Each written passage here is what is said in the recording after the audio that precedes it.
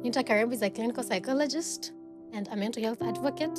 She is the founder of Ember and Bloom and very passionate about creating systems that help people heal, thrive, and lead. Her background blends in psychology and diplomacy because she believes in real impact that happens both on one-on-one healing and policy making. So I'm excited to have her today on the studio, and I can't wait for how our conversations are going to go. Every person has a story. Some are loud, others are buried in silence. And here, we bring them to light. Some conversations change how we think. Others change how we live.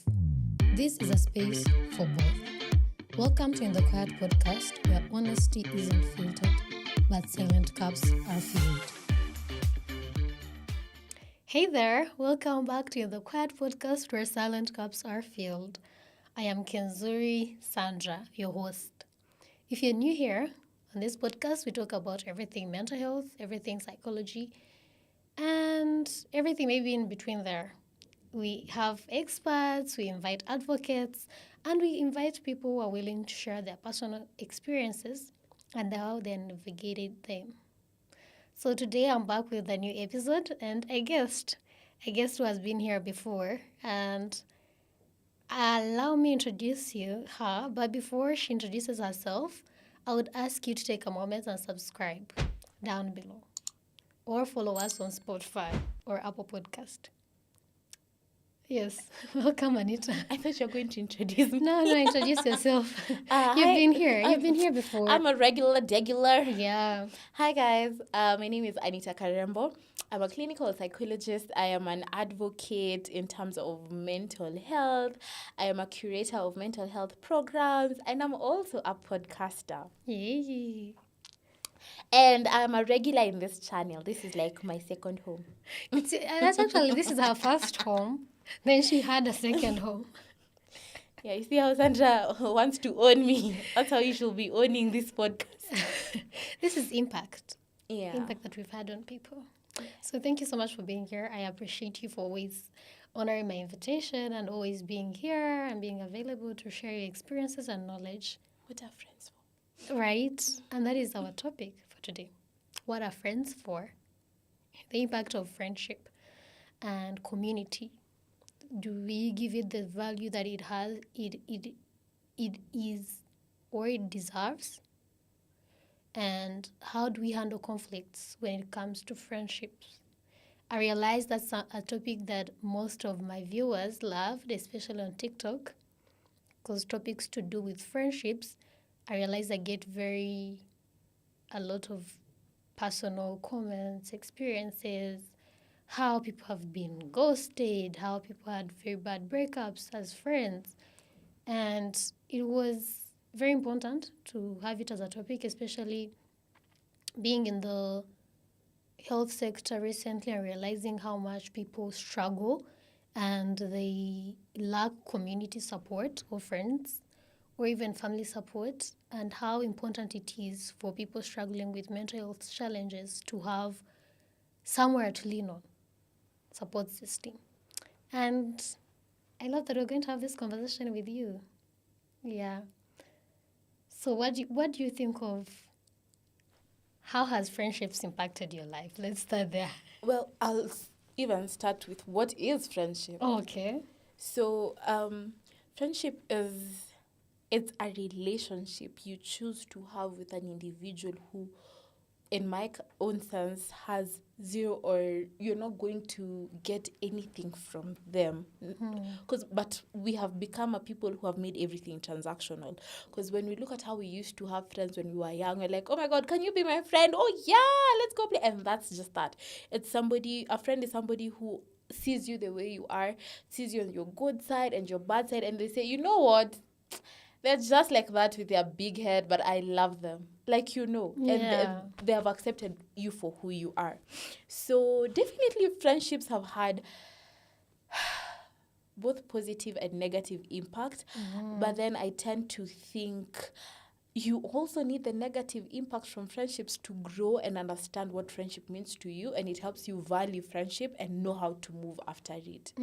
So friendships have had both negative and positive impact in my life. What were the what was that impact? In regards to okay, now as an like you see as an only child, like I think we make the best friends. You see Drake, he's an only child. You see Ben, he's an only child. Why do you think two of them are so understanding and like they make good friends? I feel Because like they're all relax. See, I'm like the worst example you can give of a friendship is including Drake Drake. in the conversation. No, allow me to bring him in. There's a TikTok about that, but I can't fully remember it. But now I'll say It had no impact. no, like I can't fully remember. Because it had It no had impact. an impact. It said the best friends you can ever make are only kids. So if you don't have and an you believe only it? No, Okay. I own it. Okay. So if you don't have an only kid as your friend, imagine you're missing out. Anyway, back to serious business. I feel like from my own personal experience, only kids take friendship very seriously. Yeah. Because we decide to pick you as our siblings. Like, you are the sibling I choose to have. You know. And I feel only kids make the best friends. Okay, am I being biased? No. Okay, tiny little bit. But yeah, so knowing that I am an only kid, it makes me take friendships very differently from how Very other seriously. people will take them. And I take them seriously, you know. But only kids are considered selfish, no? Am I selfish? No, but you said you make the best friends. Have you had an only child friend for you to be Oh. the judge of that? I am the only child, but I will love an only child as my friend. Like now, I'm the one. I should be the one telling you. I think you are a good friend.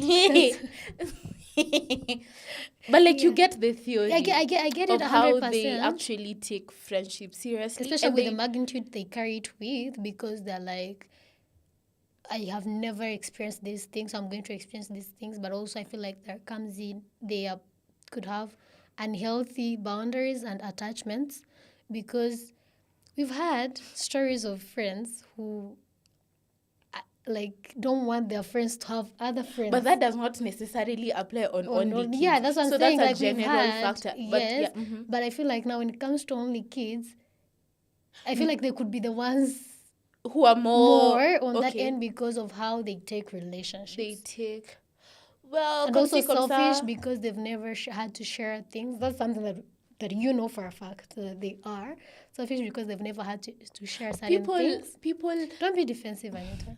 No, but the truth is, people assume that you being an only child, you're spoiled, you're a brat, you're selfish, you're not considerate. And I'm like, these are the most considerate humans you will ever meet. Oh. Like, they will actually, okay, I'll not go to war, Have but like, you I will. had a one-child friend?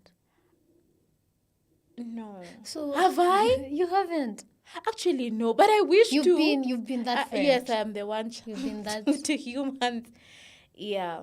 But friendship, I hope. No, let me bring it home. We are now in a generation where we feel so connected because of social media, our phones. You feel like you know somebody because they post every single day. Parasocial. Yes, parasocial a lot. But we are also the people who have the fakest friendships. We do. Like, We do. and we're the people who don't even value or know the meaning of friendship. Are we the fakest, or are we the ones who are acknowledging that?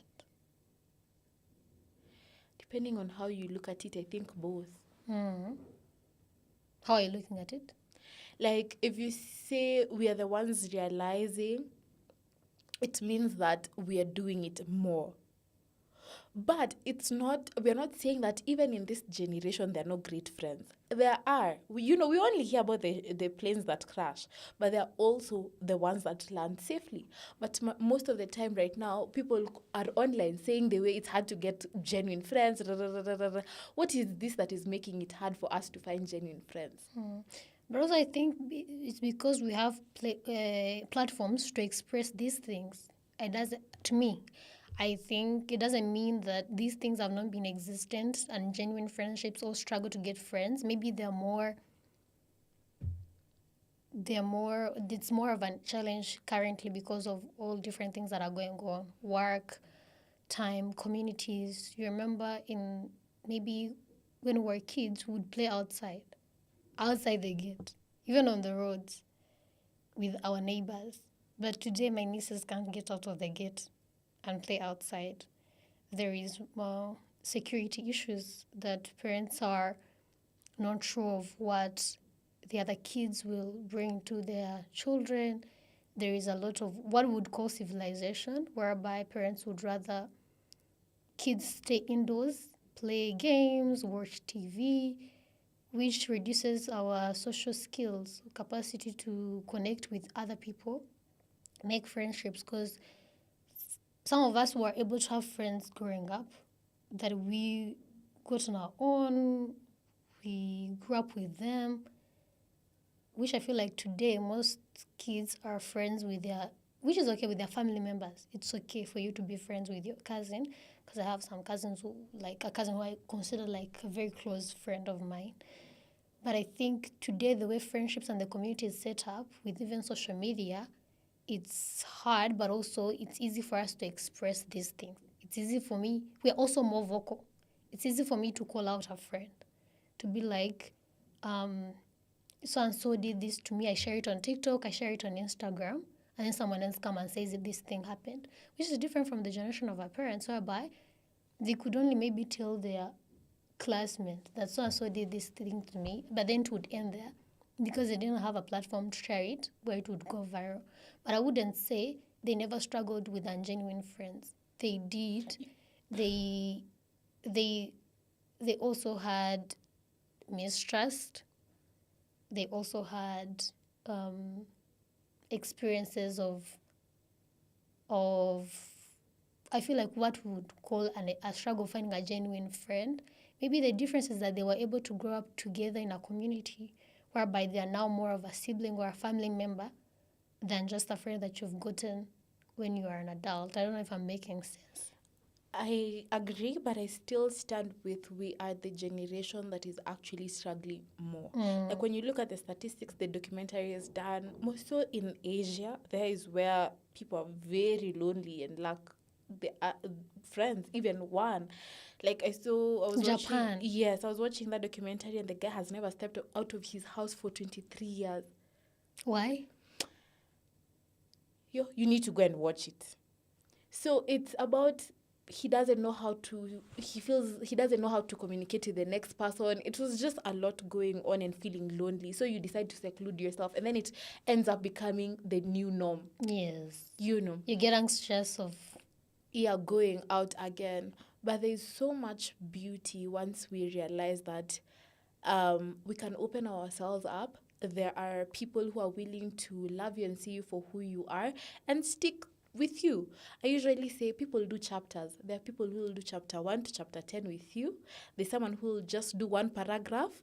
There are others who will do one till chapter. If the chapters end at 100, there's one who will go to 100 with you. There's one who will stop at 55. There's one who will just be a paragraph, one will just be a sentence, and it's the aspect of being okay with that and understanding what do you need. Because what do you need in friendship, the type of friend you want to become and the type of friends you want close to you, they help you now connect with people in the right form. But if you don't know what you want in a friend, or you don't know the type of friend you want, you will end up wanting everyone and everything and end up picking the wrong people for the wrong reasons. But if you have the right reasons and you're like, these are the qualities I want in my friend or in a friend, I also say embody those things first. Become that person. For me, my number one aspect is consideration. And I am very considerate. So if I feel like this person is not being considerate, I know it can't really work. It can't. If you can't consider how I feel, if you can't consider what I am saying, if we can't disagree to agree, if we can't agree to disagree, you can't consider without us having, I know this is not going to last. So I have my own values and I want people who fit in that so that we can avoid a lot of friction. So now that we lack, sometimes when people lack that, they just want anything, or rather now you end up picking friends for the wrong reasons. Are they aesthetically pleasing? Will I post them on Instagram and people like my pictures? Will people think, oh my god, they're such a cool group? But is that a wrong reason? Okay, what if you pick people and they're like, no, us, we're just here for how you look. Once you're struggling, we are not friends. I'm not saying it's, but if you're well, it depends on how you look at it and what you want to get from it. Yeah. But if you want people who are able to be there with you when you're struggling, you need to vet better. Maybe you can have different groups. You can have a But group now that let's say- is there with you when you're going, that you know they are for aesthetics or for your But what do status. you do? But how do you think your other friends who feel like, oh, you only come to me when you're having problems, when you're okay, you go to your other friends? You have seen those things on TikTok. No, You we've know. seen them in life. Oh, I'm sorry. Sorry, but like, that's the whole thing. So, because now if you picked me because I am always down when you're struggling, but when you're up, I'm nowhere to be found, I don't think there's any essence of us being friends. Because I'm more like you're dumb. Okay, what if they're not your dumb, but like... Cause, What else will they be? No, because you can be with them when you're struggling, but also they may not be the person who wants to be on social media. They're not the There's kind of also people. that. They're not There's the kind al- of people who are going to be. Don't think about it too much. Just let's remain here. Whenever you're going through a bad time, you're like, oh my days, Anita will come to the Trauma dumping. rescue. Like, oh, let me rant. Who I'm going to Yeah, the time I borrow. only have, I need something. You know, it gets to a point the The one other feeding side. gets tired. And then when you're doing well, you never even call to say, oh, hi, how Yeah, are you? You celebrate know, there's with also them. that. There's also that. I'm not Yes. saying that you need to carry everyone No. everywhere. You can, there are people who have category of friends. When I'm going to church, they're my church friends. And there are also people who God has gifted in them enough. They have a group that can fit in anywhere. Anywhere, yes. You know, so you have to know. The problem we have is that leaving your true friends when you're okay, when you're doing well, so that you appear a certain image and all that, because that's such a heavy discord on the internet. So that makes me tell people, even when you're making these parasocial relationships, because like there are people online, if you want to be their friends because they're aesthetically pleasing or like they're this caliber, you have to also place yourself there. I understand what you're saying 100%, and I agree with you, because it's very important to vet out who, especially talking about support and community. That's the importance of communities, that they can be able to hold you once you're down. They can be able to bring you up, to lift you up. And that's why it's important. But also knowing what is it that you need from people and what is it that they need from you, because they're going to be different things. We're saying that you have to be what you're looking from someone, but sometimes you have to be what that person is looking for. Yeah? What is it that you expect from me as your friend? My expectations from you may not be what you expect from me. So me understanding, considering you for what you want, not for what me I want, I think is the best way of understanding friendships for me. And that makes me want to ask you, what is one thing that you've learned from friendship, and what is the importance of community? Not to overstretch yourself for someone just because you think they'll do the same for you. Tell us more. That sounds personal. You see, for someone who is very considerate, Yeah. I'll not want to disappoint you. If we agree on something, I may be feeling sick. In the past, I've changed, guys. I'll never want to disappoint someone. I really don't like doing that or hurting someone. If I know, like, if I was in your shoes, I wouldn't want to do that. And I realized sometimes people know what they're doing and they don't give up about hurting you or something like that. And once I knew that, I learned to just stay at my place. Oh, here's where you place me, well and good. I will not even try to go anywhere above or beyond. No. But there are people who I will actually go above and beyond for. But just knowing who deserves that and who doesn't. And not waiting for them to do the same for me. Because I think what hurts is you're like, oh my God, I will have done this for you, but you can't even do this for me, you know. So just not having any expectations was a lesson I had to really, really learn. What happened? Who hurt you, Anita? Actually, it's a very... somebody once told me, Anita, learn to live without expectations. And I'm like, has been the hardest thing for me to learn. Because I'm like, you can't move through life without expectations. Yes. Like, what do you mean? So they're like, you see how you're very passionate about things and you'll do this and this. Not everyone is like that. So I learned to manage, reduce, and not be attached to whatever outcome and be okay with that. So that has been such a journey, learning that and being okay, being disappointed with humans, and not also putting myself in a position that I'm constantly disappointed. And what would you say is the importance of friendship or community? Well, it keeps you sane. Trust me, people are all going through something. And sometimes you don't even need somebody to tell. You just need somebody to make noise. Like, to be in the presence of people just making noise. You forget about your own worries. You feel like, oh my God, okay, I can breathe for once. Like, just having people around you. They don't even need to be doing much. You don't even need 10. You just need one individual who, when they're around you, you're yourself. You can speak your mind. You can cry today and say, oh my God, I don't know what I'm doing. And then tomorrow you'll be laughing and say, oh my God, I'm the best. And they don't wonder, oh, see, yesterday you said you don't know what you're doing.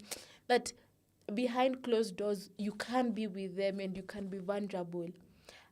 That is something that I've learned is very, very important. And you need a community that covers you, covers your mistakes, not your vulnerability without using it against you. Sometimes you need to sit down and cry. Oh my God. And sometimes you need them to slap sense in your head and say, are you mad? But I think that's sorry to cut you short, but I think that's, speaking of today's generation, from what we see on social media, TikTok and Instagram, most share how today being vulnerable can be used against you. Not even Tomorrow, I have screenshot. Why you not the one crying because this and this happened? That's why I said, what are you using to vet these people? Also, another thing to add is that it is considered, what is the word? Like you're not cool. What is the word on TikTok that they're using? You're not. Oh, I don't know.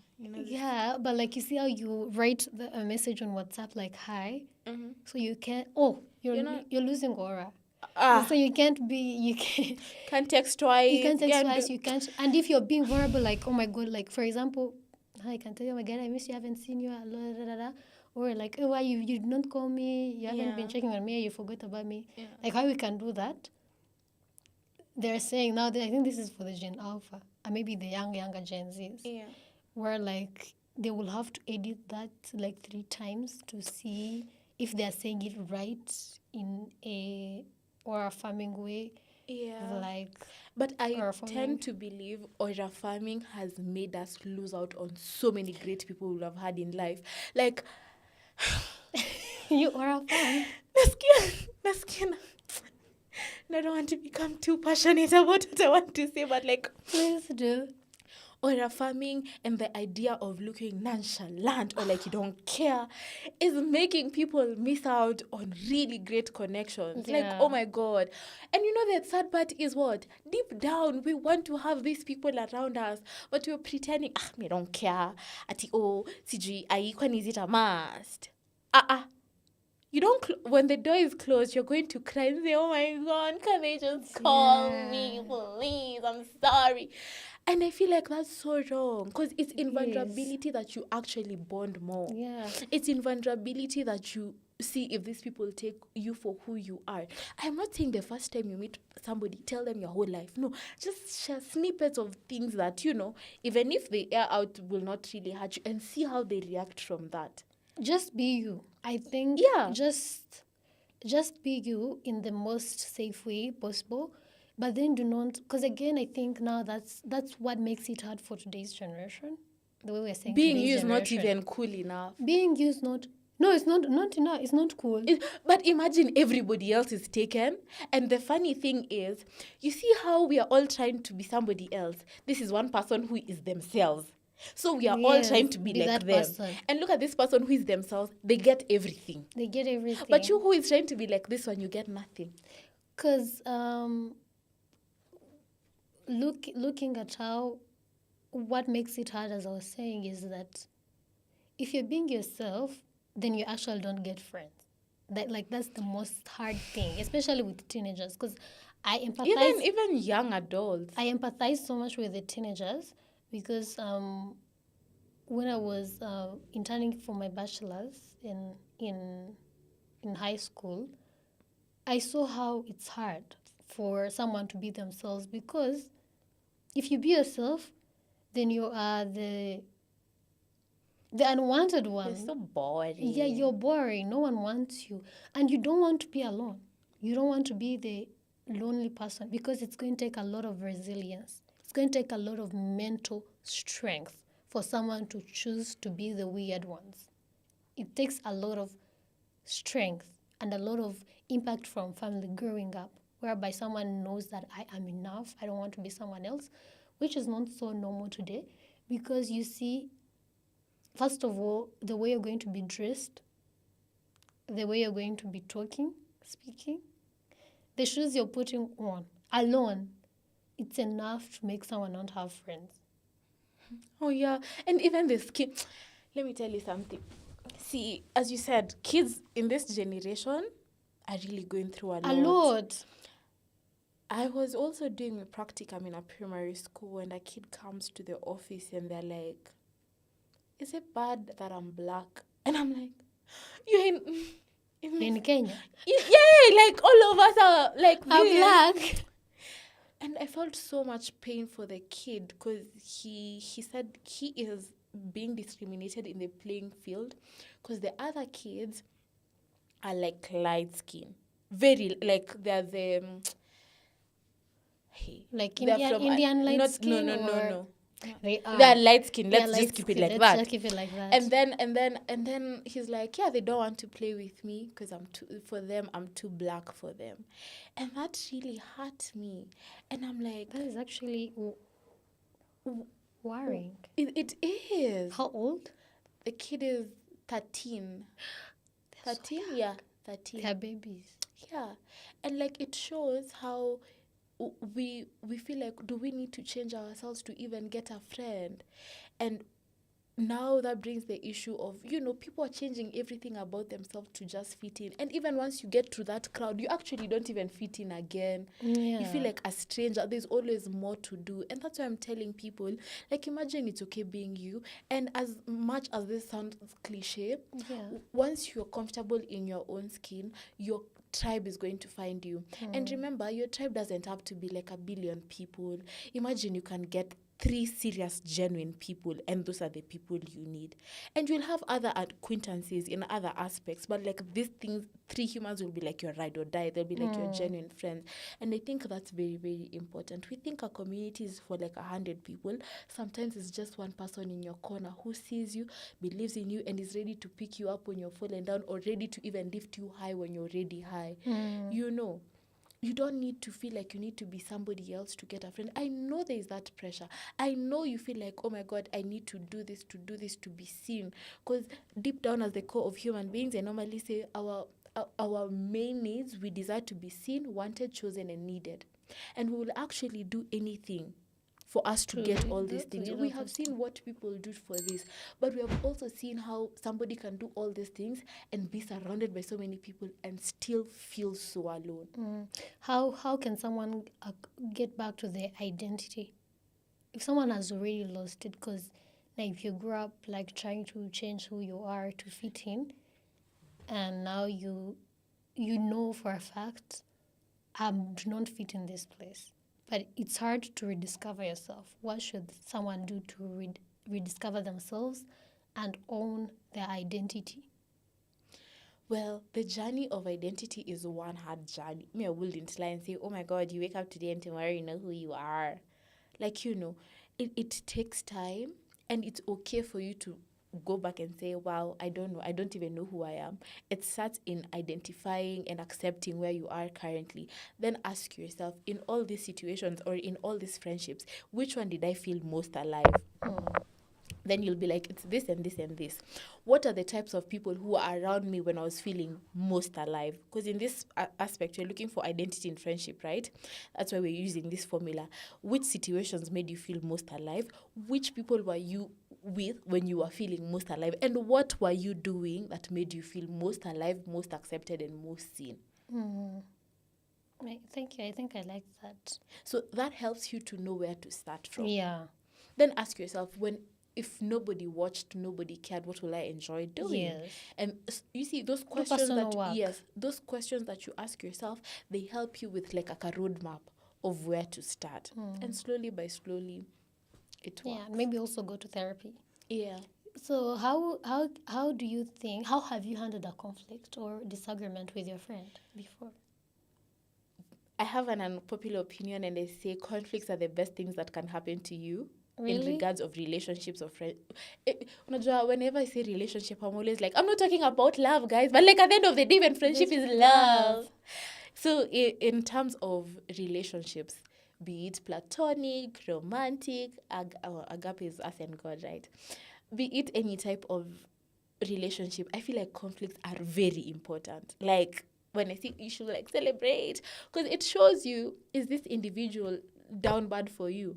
Does this individual care about the friendship, or like were they waiting for something to go wrong for them to bounce? See, when everything is in the honeymoon phase, even friendships, they do have honeymoon phase. They actually do. So there you're like, oh my God, I'll do anything for you. I'll take a bullet for you. That's a lie. So when conflicts happen, one, you get to see where you stand.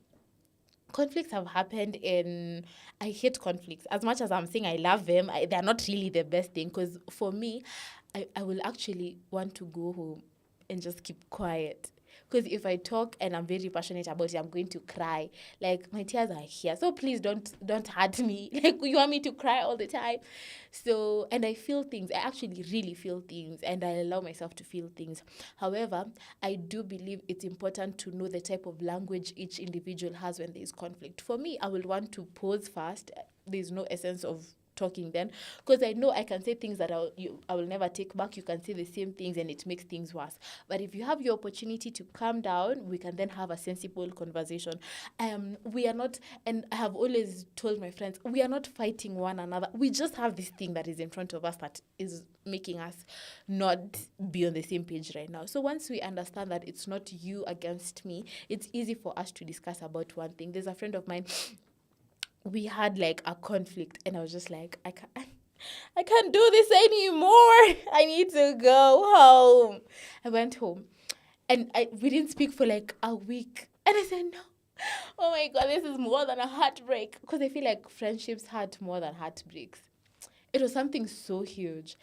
Then on a random day, we started talking, and then we revisited, because I'm not the person to bury and assume things never happened. No. We spoke about it now when we are both calm. You see? And after that, oh my God, our friendship, only it's blessed by the Lord. Because now we were able to understand one another, understand, oh, this is how I handle conflicts, or this is what I don't like, blah, blah, blah. And it brought us actually very, very close. So I feel like that's a very good approach, and we have two different approaches. So I think for me, it depends on who. It depends on who. I think it's different methods for different people. Tell us about one experience you had, conflict. One that I had, okay, with friends, I don't think I've had many. But one that I've had, I think most of the times I will tell you, I think you also told me the same thing, that I will say, oh, I don't like how you're speaking to me, or because my emotions are on my face. So if something happens, you immediately see that I'm not happy about it. And are the usual ones, because me and my friends, especially if there's an event happening, we will get angry at each other because there will be lots of disagreements in terms of time, how you showed up, and then if maybe I called you and then you used the wrong tone. Okay, give us one. We are looking for one experience you had, one conflict, how you handled it, and what you learned from it. I'll give two examples. Okay. The first one is that I avoided it, which is unhealthy. And the issue with me is that if I avoid something, then I tend to forget it happened. So that means the last emotion you made me feel is the last memory I'll have about you. And that means like if I don't address it, that means I might forget, and then I'm like, oh, I don't know why isn't this person, are we no longer this close? Maybe because I avoided it and then ends up avoiding the whole relationship, which is very bad. The other is that I talk to the person. So here's an example. We're having like a retreat. I think that's the last time we had a disagreement, me and my two close friends. So we are supposed to get ready, are supposed to be somewhere on time. So she takes long to come. I call her. I'm like, where are you? She says she's on her way. We wait like for 15 minutes. She's not there. I'm calling her. So me calling her so much put pressure on her. She gets pressured and now gets irritated. Yeah? So she's irritated. I am irritated. I think I'm right. She feels like you're not understanding me. Because I have reasons why I am late. And I'm like, yes, but then what are the reasons? If they're not making sense to me, then I didn't value them that much. It's like you're not understanding me. And I feel like I feel like that's unfair. Because me and her, we are both vocal when it comes to our emotions. The difference is that I will choose to avoid some, but then for her, she'll express them all.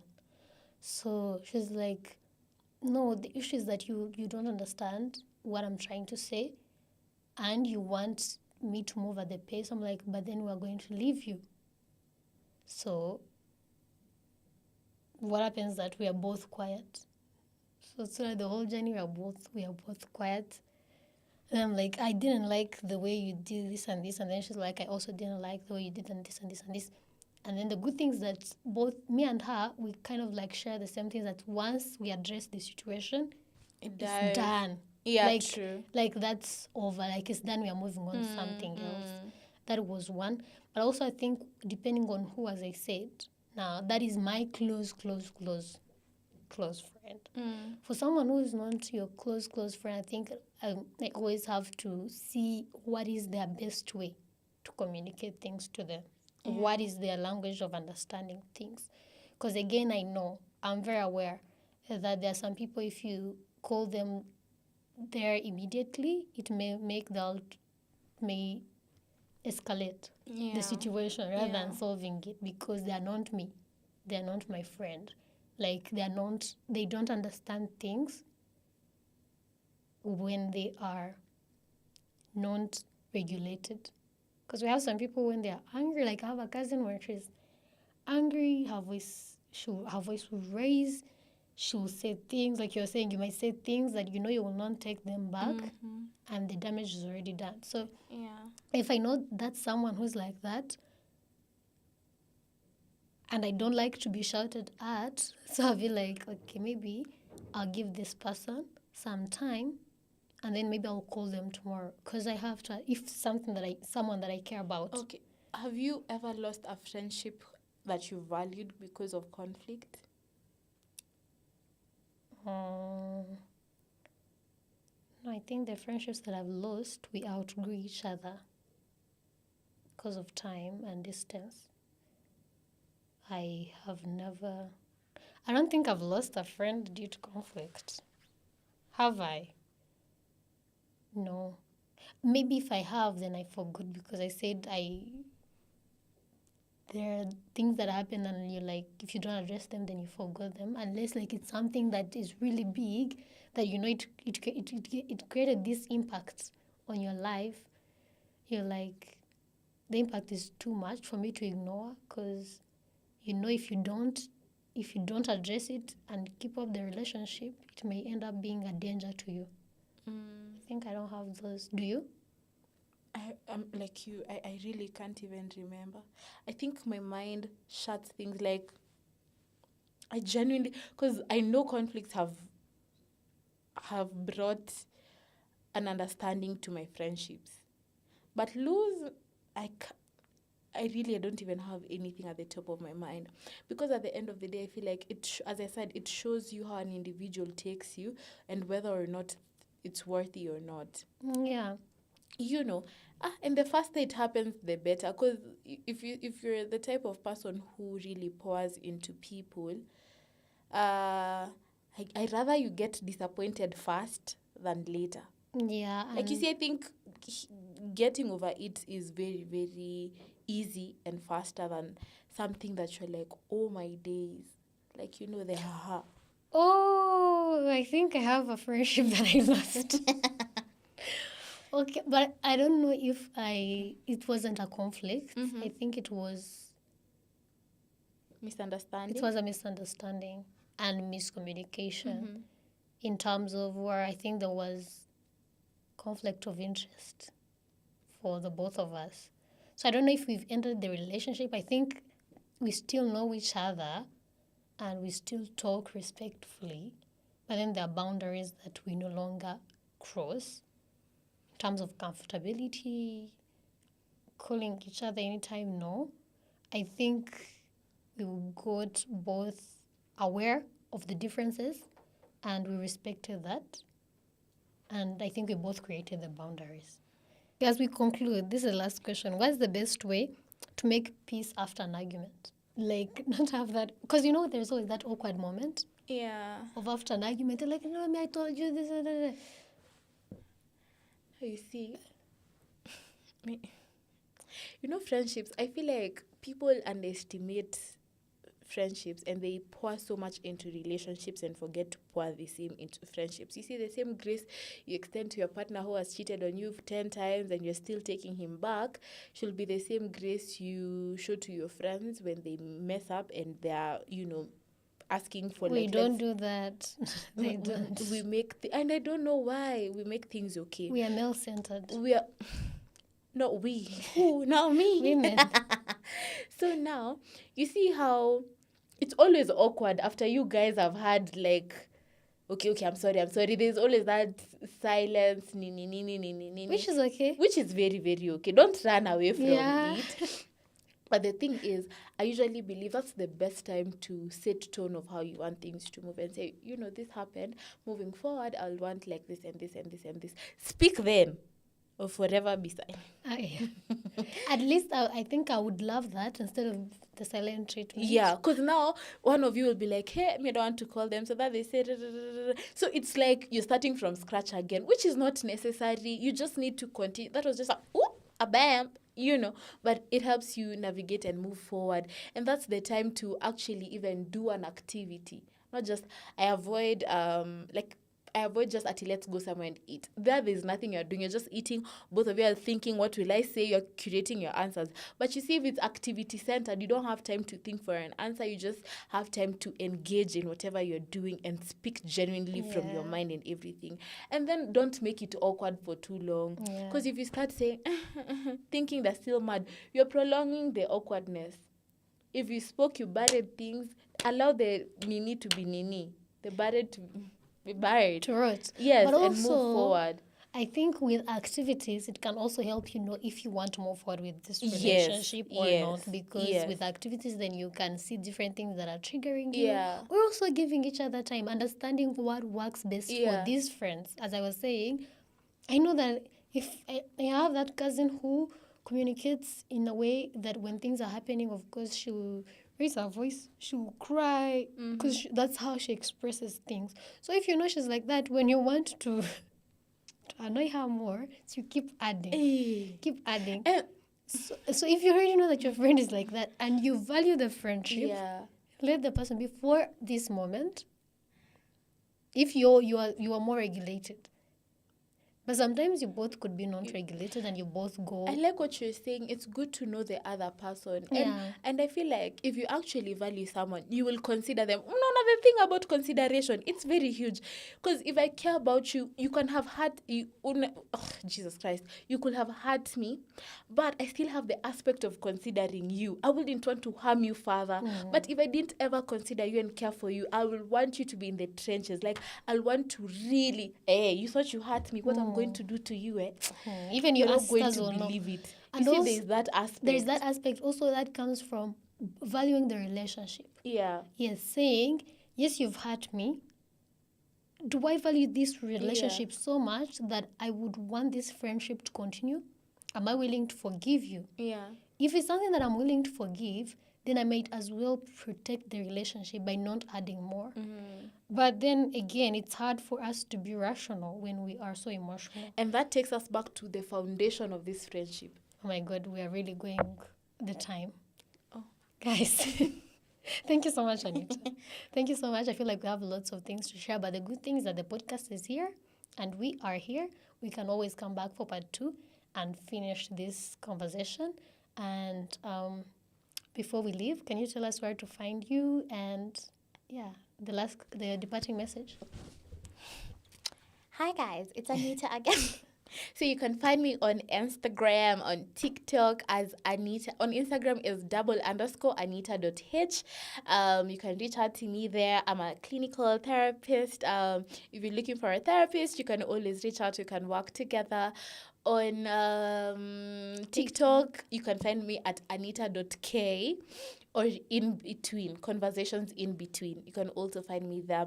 One last message, friendship is very important. Don't let anyone lie to you, and you can be able to get friends by being yourself. And don't let the thing of aura farming hinder you or rob you from amazing connections that you will have made in this life. Yes, thank you so much, Anita. I appreciate that. And yes, if you've watched this far and you have loved this conversation, thank you so much. Hope you will be able as a whole generation and community to value friendships and build healthy communities where we can lean back for support, where we can be able to support one another in the most healthy way that we know how to. And yes, this has been in the Quad Podcast where silent cups are filled. I have been Kenzuri Sandra. And if you haven't joined the community, please do by subscribing down below and following us on Spotify or Apple Podcasts and on our social medias, Instagram at In the Quiet Place Hub and on TikTok at In the Quiet Podcast. If you haven't bought our debut journal, please do. Order it on our Instagram at In the Quiet Place Hub. Thank you so much. Ciao. See you next time. Hey y'all, our deputy journal is finally out. So I have created a gratitude journal after a long period of time thinking about it and wanting to have it out there. I've created something that I was looking for and couldn't find. Something that is well guided, well thought of, and very intentional. I've realized lots of us, we have open journals that have nothing in, and we're always worried about thinking what to write or what to say.